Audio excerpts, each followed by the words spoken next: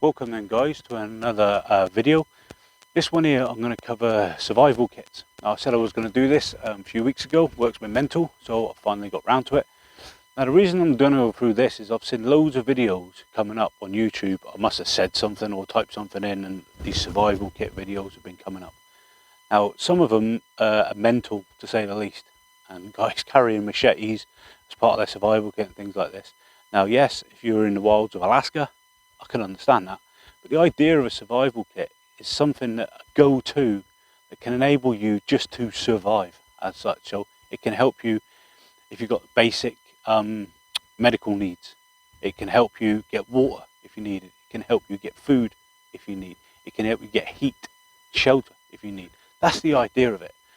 The idea of it is not to need a burger to be able to carry it. So what I'm going to go for, they're different and they are an individual thing. Everyone will have their own little thing that they want to put in it, and it'll depend a lot on the environment and situation that you're going to go into as to whether you'd need one. Now obviously the average civvy doesn't need one walking down the street, but if we're going off to some remote areas, it might be useful just to put one together just in case. It's better to have one and take a little while to put one together than to not have one and be regretting it when you're actually out there. So we're going to go through a military style survival kit in this one.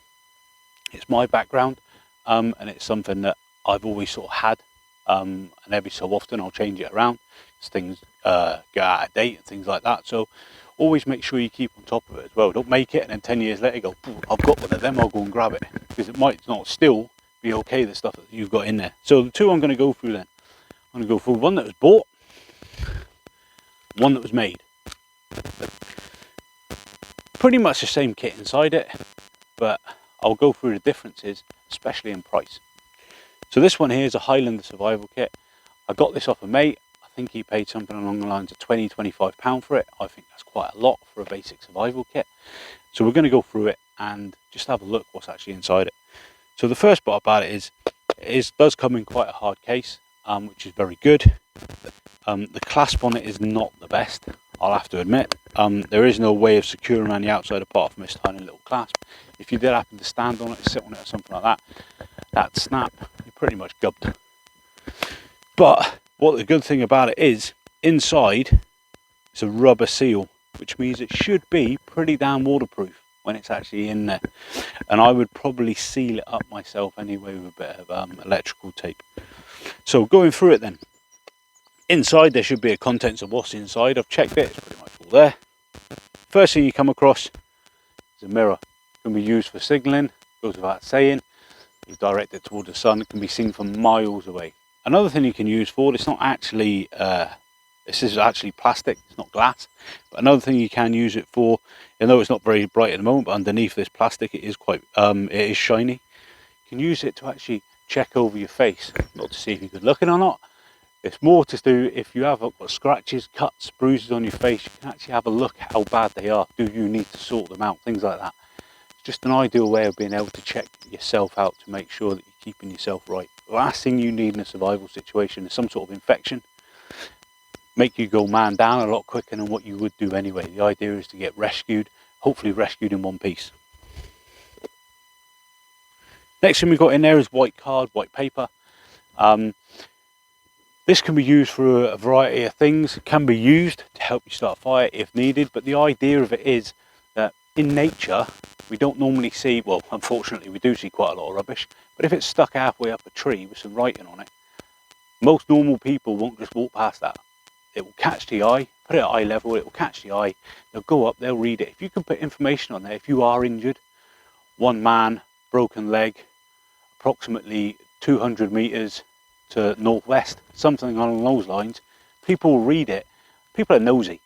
They will go down and have a look. If they don't, hopefully they'll actually, if you put ring emergency services, they'll do that from where they are. We can get a signal in most places in the UK at the moment. So things like that is ideal to put on it. So it's just a little thing to have in there. Basic little first aid kit, bandages, little steri tabs, things like tweezers, things like that for picking out splinters and things. Ideal to have in there. Painkillers is another big one. We don't actually get any painkillers in this, whether they're not allowed to sell them or not, I don't know. But you don't actually get painkillers in this one, which is something I always carry in mind. 2 condoms, not to get lucky when you're out in the middle of nowhere. 2 condoms, 4 litres of water, give or take. You've got to look after them. Make sure you get natural ones, if you can. But if you can just get any, just to stick in there, it's a fantastic water carrier. Used to call them housewives, not allowed anymore because it's politically incorrect. It's now a needle and thread. As well as needle and thread, there's a couple of buttons in there. If you do break your trousers, it's a lot easier just to sew a button on than trying to pin them together, tie them together. And there's also a safety pin in there. Safety pins can be used for a variety of things, including fishing. So always try and carry a couple of safety pins if you can. Whistle, goes without saying. No, don't have to explain a whistle to anyone. Tucked inside the whistle here is an old-fashioned razor blade. I'm not going to get it out, probably end up slicing myself. This is an old-fashioned razor blade. Very, very sharp. Ideal for cutting, gutting, things like that. Very good bit of kit. Costs next to nothing, but this one comes with part of it. What this one has got, it's got a little bit of cardboard around it, so it doesn't cut into things. Imagine it cutting into a condom when you're trying to actually use it. And that's your 2 litres of water down a drain. You have to find some other way of counting. So make sure you cover it up if you can, like they have done here. And they've also got a little silver guard on the other side, just to make sure you don't cut your fingers on the other edge. Candle, light, heat, cooking at a push. Trying to cook on one candle is going to be horrendous, but light and heat definitely.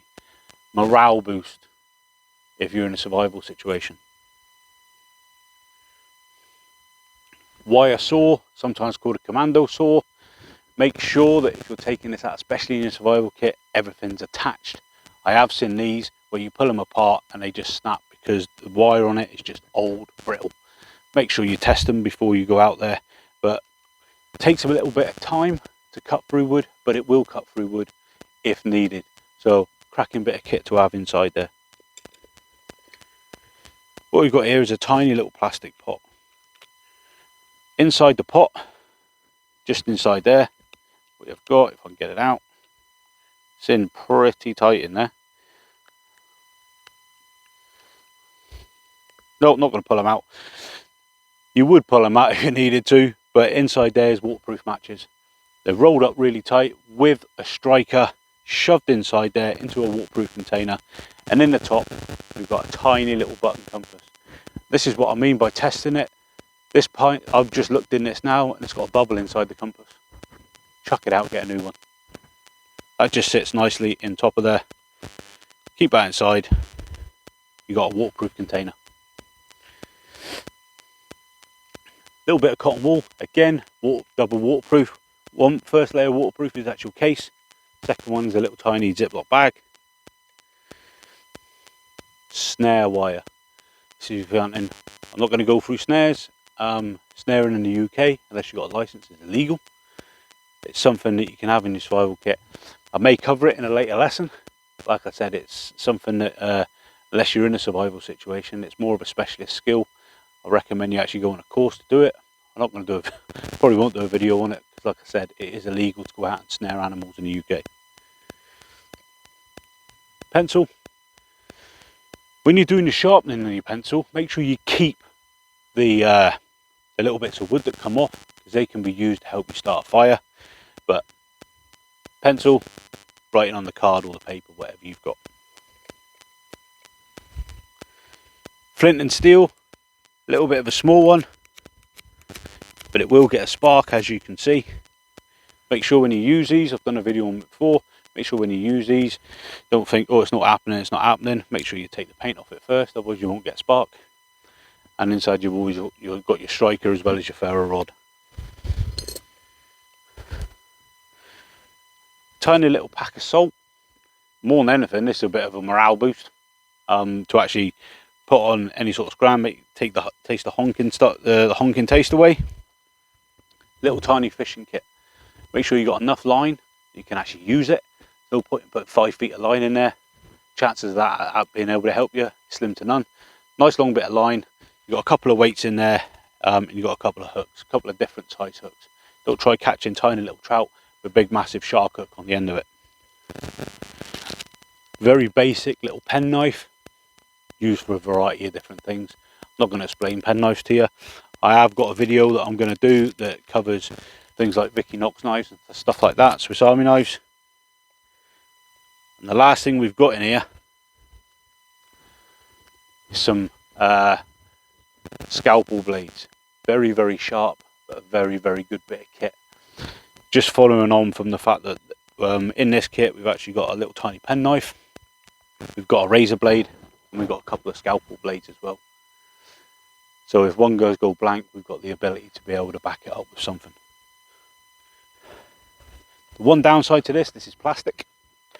So if you did want to boil a little bit of water and you didn't have any other receptacle to be able to boil water in for drinking, obviously you're not going to be able to boil it in this, because it's going to be melt and not be a lot use to man nor beast.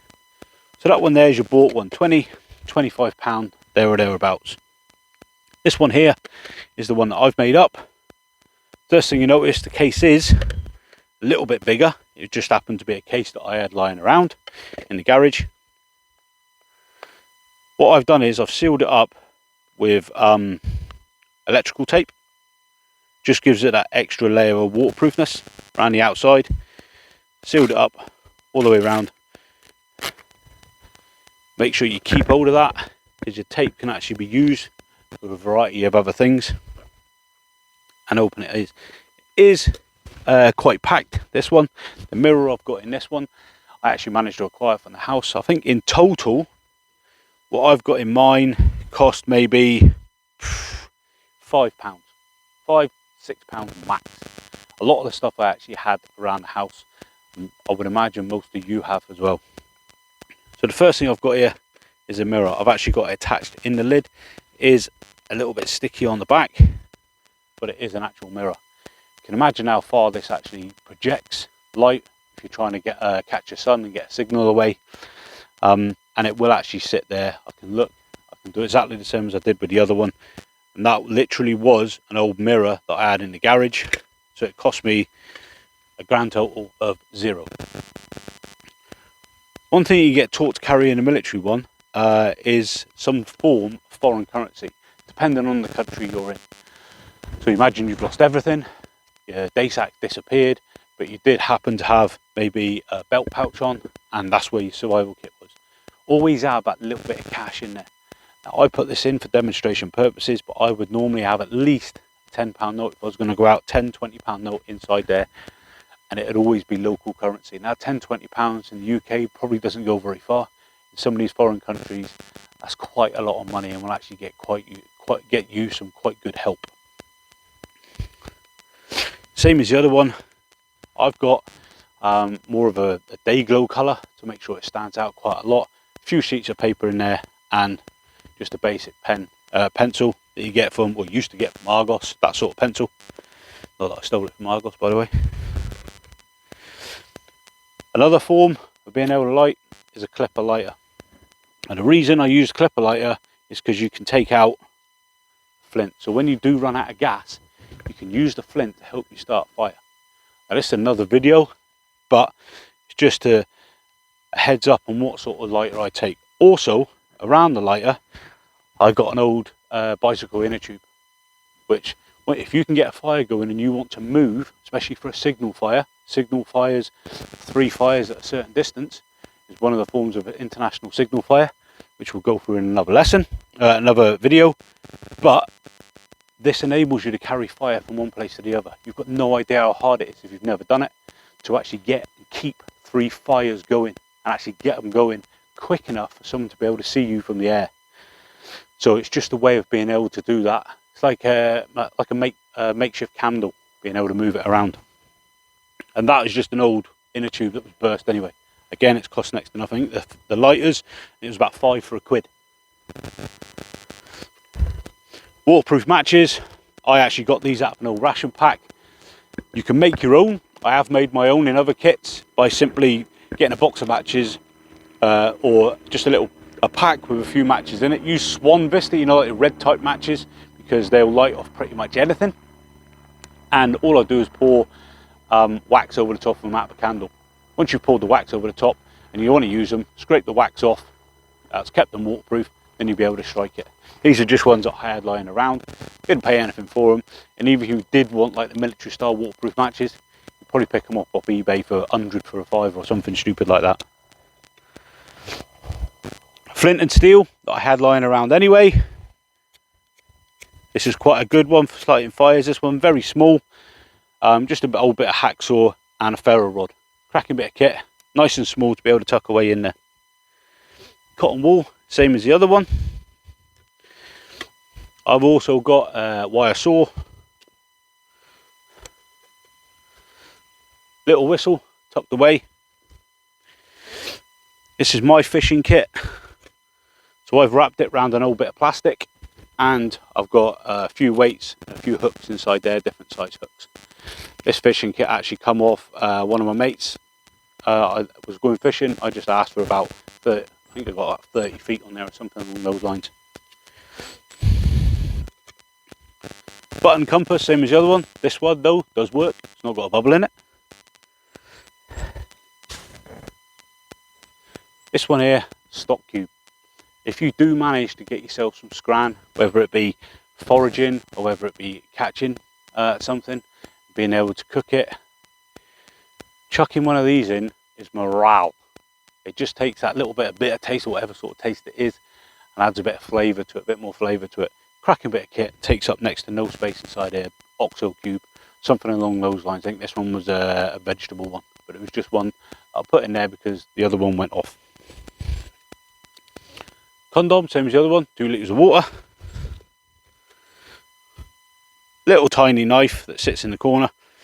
I think I got that from Blackpool, some seaside town for 2 or 3 quid. Small enough just to sit in the end.